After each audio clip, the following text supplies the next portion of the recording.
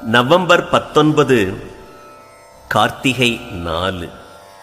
சண்டையிடல்.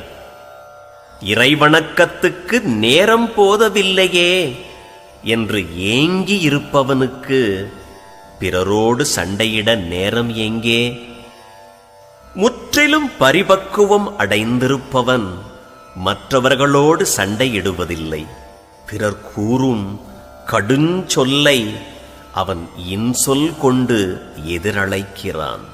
சினத்துக்கு அவன் உள்ளத்தில் இடம் கொடுப்பது இல்லையாதலால் பிறர் சினம் அவன் முன்னிலையில் மாயமாய் மறைந்து போய்விடுகிறது. இனிய உளவாக இன்னாத கூறல் கனியிருப்ப காய் கவர்ந்தற்று. திருக்குறள்.